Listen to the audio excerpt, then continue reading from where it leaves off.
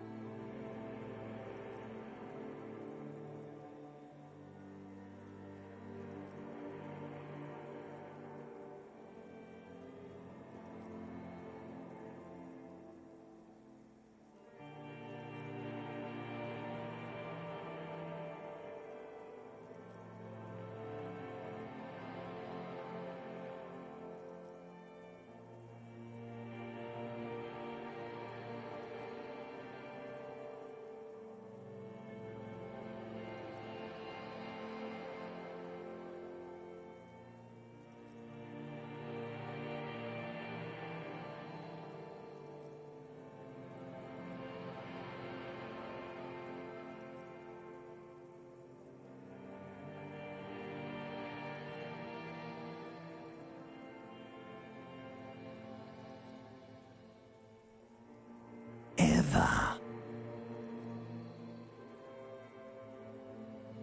Never, ever. Never, ever, ever, baby.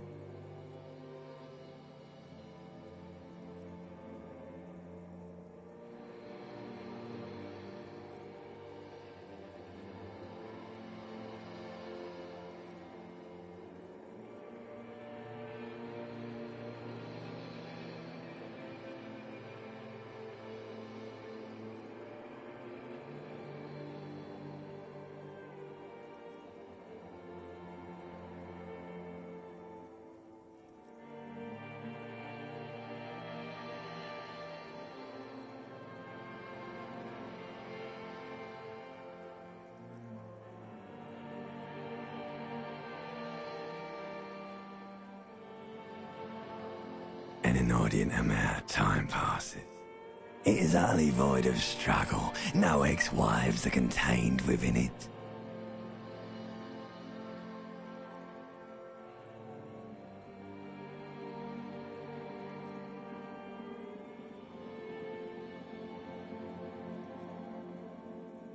You got it, sweet brother. Nothing upon nothing upon nothing.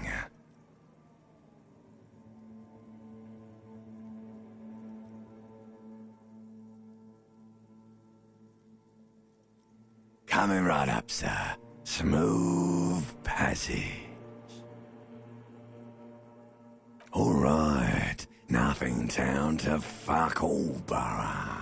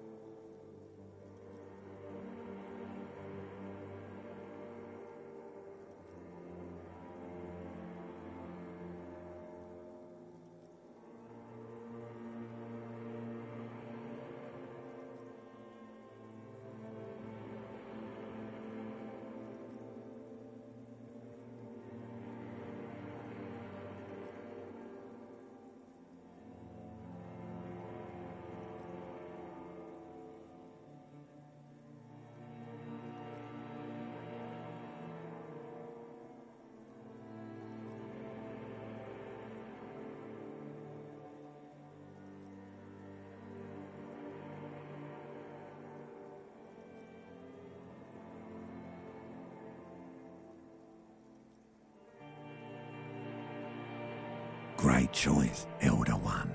It has always been like this, and it always will.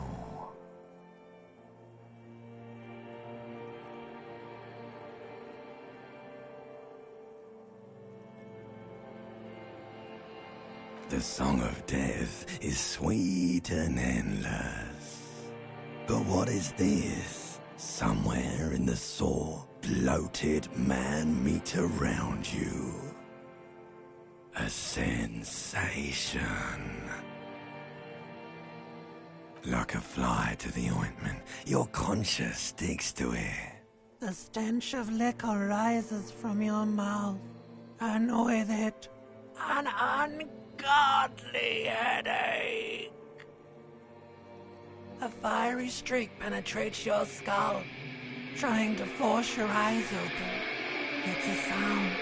Somehow, you know what it is. A Caprice Canema motor carriage.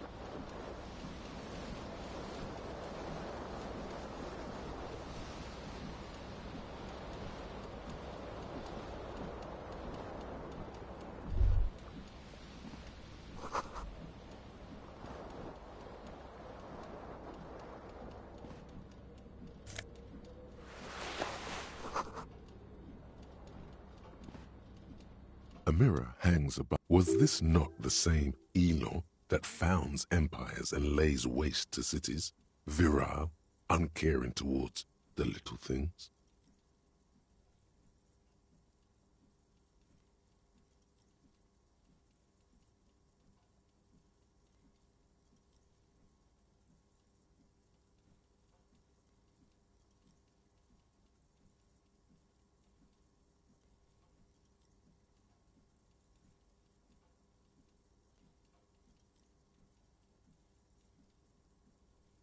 Probably not, no.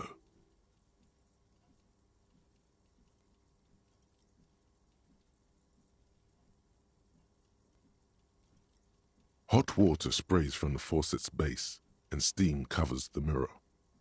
You cannot see yourself, just the vague impression of a man.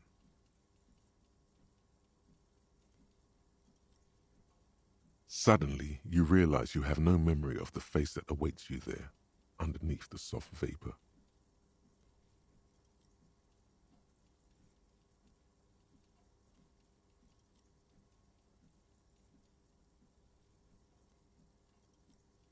As you slowly reach your hand towards the surface of the mirror,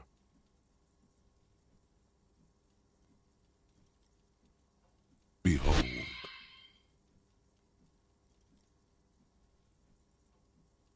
you have no idea who this thing is, do you? Too late. You clearly have rigor mortis on your face. Or wait, is that an expression? Are you trying to make an expression with that face? Why?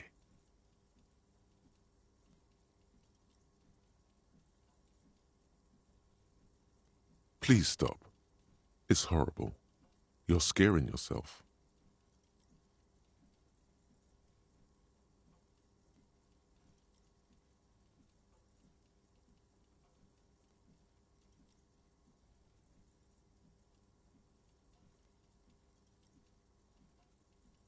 You can't, can you? It's like it's not even voluntary anymore. You have worn that grin into your face, and now it won't come off. What does it even mean? What is the emotion you're trying to convey?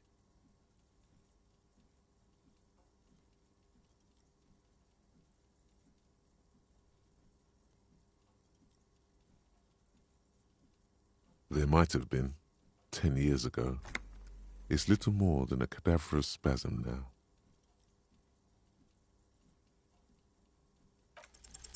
Like the rest of you, it comes from a bad place somewhere in the past. That's all you know for now.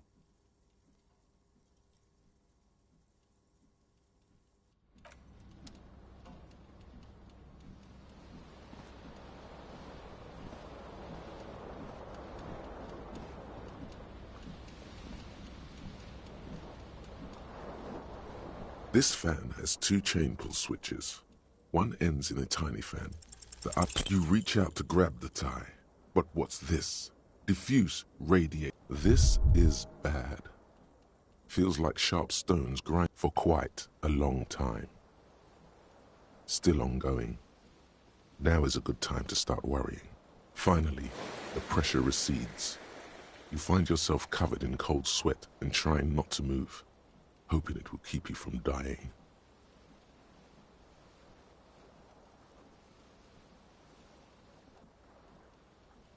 You know what you should do.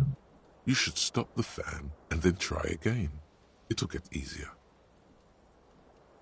Do it if you want to die. The stabbing pain in your chest is telling you you're hanging by a thread here.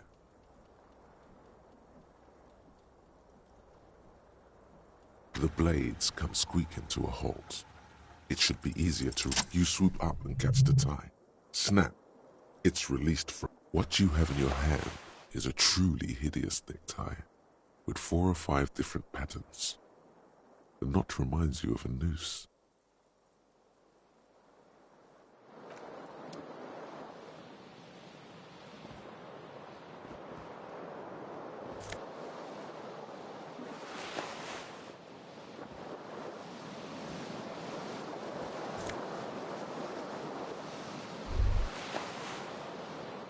You hear a jingle. Keys are clinking in the pocket of your flare-cut pants. It says, whirling in rags, on the aluminium keyring. There is a single key on the ring. The number 1 is etched on it. It should open the door. The whirling in rags is a hostel cafeteria on the urban coast, frequented by dock workers.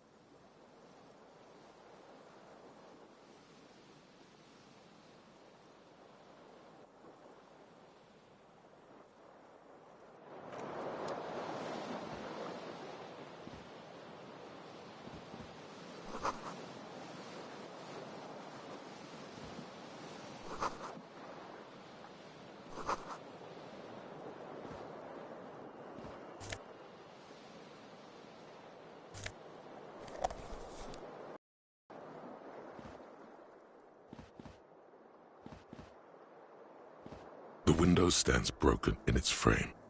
Cold wind blows in. The morning light hurts your eyes. It's hazy. The morning light hurts your eyes. It's hazy. But what do you mean? Assess the damage. How would you do that? What are you even trying to do?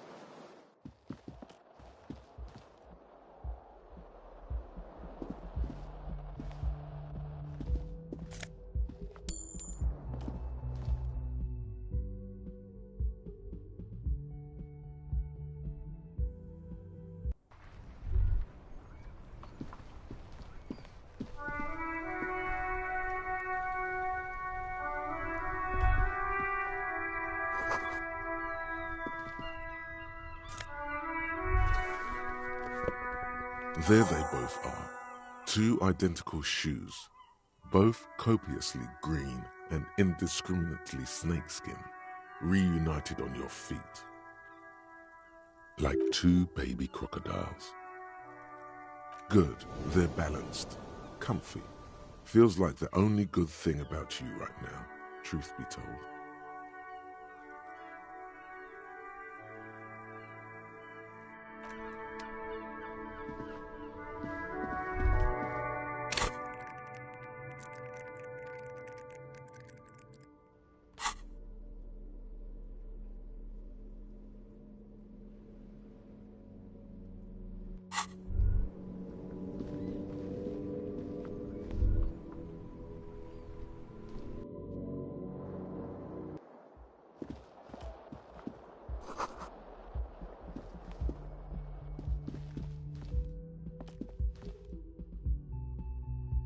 Hello, officer.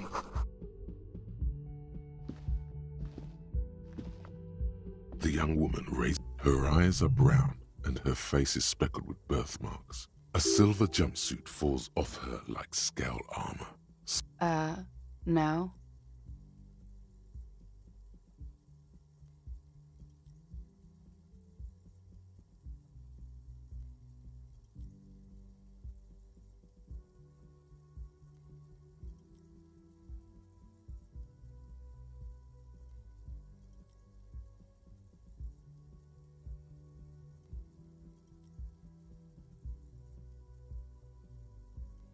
Because you're a police officer, sir. I'm not. Unless you've been here for 3 days. Couldn't say. You have no doubt about the drinking. But do you strike yourself as a tight-lipped drunk? She must have heard. She nods. There's a mercenary. I didn't mean. She nods. There's a I didn't mean to overwhelm you with information. You seem a bit lost. Could it be because... She hasn't had time to put her makeup on. This is her morning cigarette. She looks tired, her beauty waning faster than it ought to at her age. Don't be so harsh on yourself. They let almost anyone be a police officer.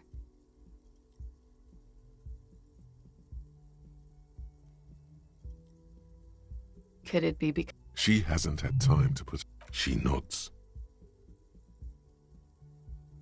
There's a mercenary out back. I didn't mean to overwhelm you with information. You seem... Of course. Be careful, officer. They don't like the police around here. Something stirs in you as she looks back at you, a light glinting off. Yes. The dock workers are pretty cocky. They think they're police enough. At least here on the coast. I can't say about the rest of the city.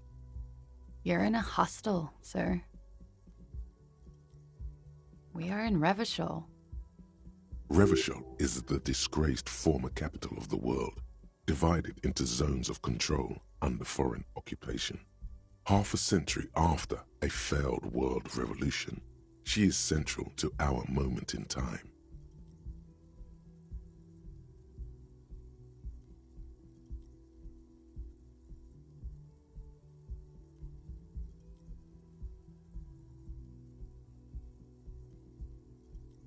Forever and ever. And ever and ever, out of the corner of your eye, you see the hair on the back of your hand standing on end. It feels as though low-grade lightning is coursing through you. You must be hypersensitive from the hangover. It's 51. The current century? Centuries don't have numbers. They have names. And this is the current one. Civilization has existed for 8,000 years, sir. You're right. There is nothing funny about civilization.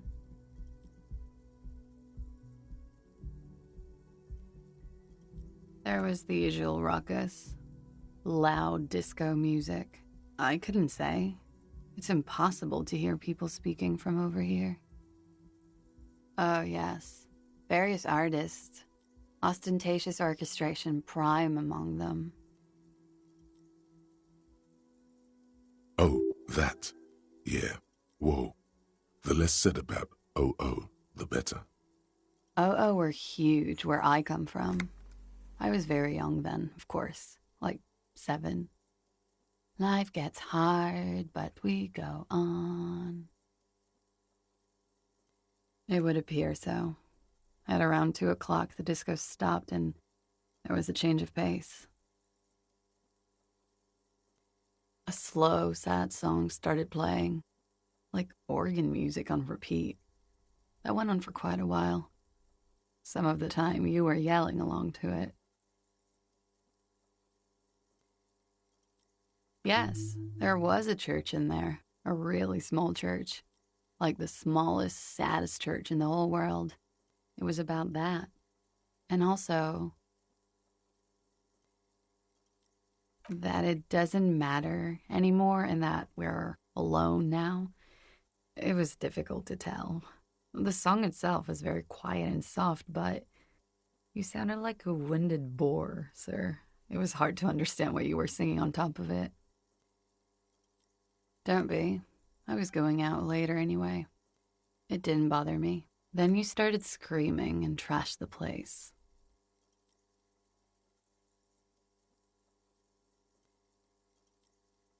No, it didn't sound like there was a window was smashed. The tape player, probably. The song stopped. And furniture, too.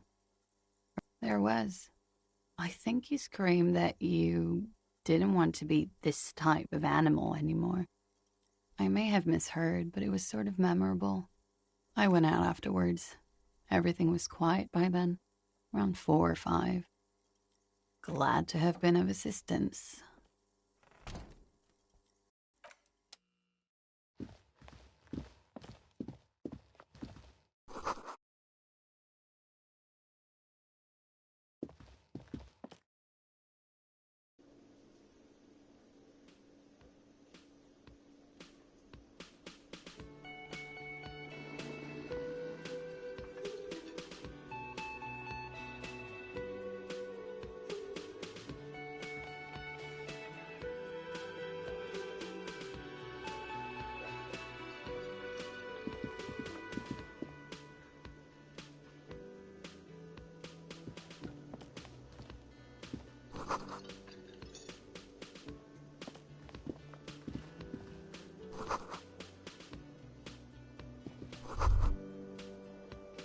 You should totally sing karaoke here, the first chance you get.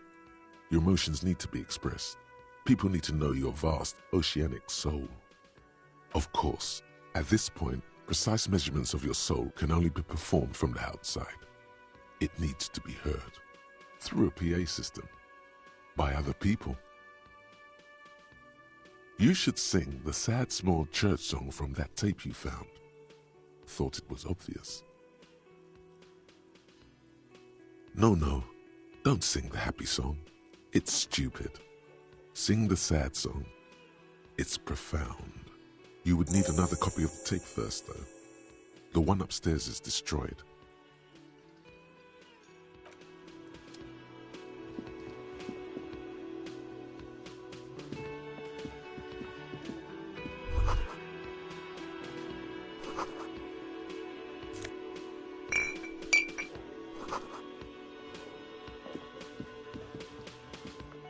A man in his late 20s. Everything is cool between you and this guy.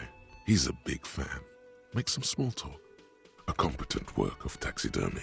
The white and brown seabird lies among piles of coasters and drying mugs. One of its wings broken. The man is trying to mend it. Looks like the bird was ripped off the shield that was used. This is the great skua. The seabird is the symbol for the discovery of the Insulindian Isola, the part of the world you are in right now.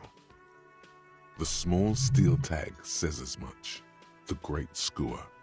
Stegosaurus skua. Look, your buddy is over there. Why don't you go and talk to him, okay? He pretends not to hear you, concentrating on the bird instead.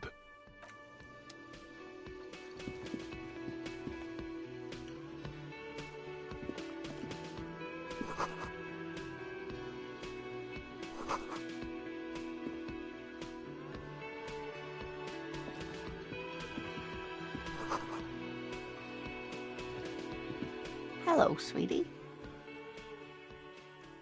You shouldn't keep your colleague waiting.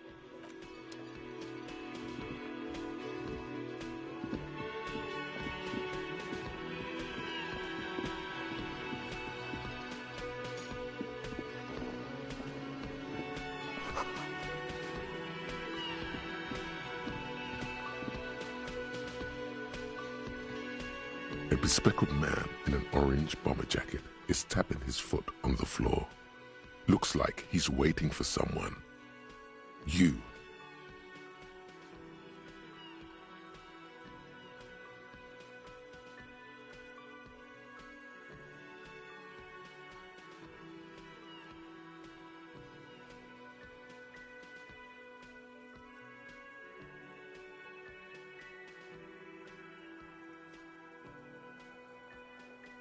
As you approach, he narrows his eyes and extends his hand in greeting. On the sleeve of his bomber jacket, as well as on its back, are the same enigmatic white rectangles as on your blazer.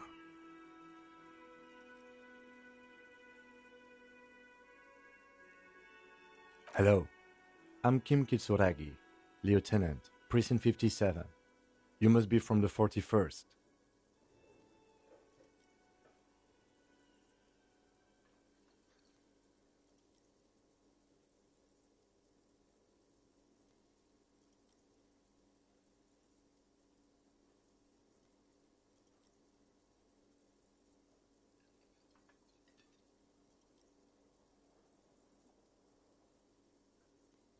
You realize he's waiting for your name.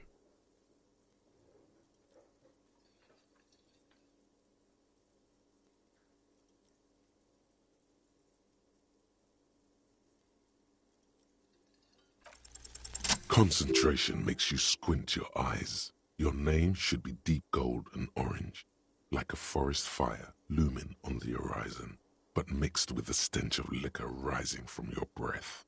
You're 2 steps closer to it, but there are still many to go. Okay then. It looks like we had a little scheduling error on Sunday. Saturday. What he means is, he has been trying to meet up with you for 2 days, but you have been otherwise occupied.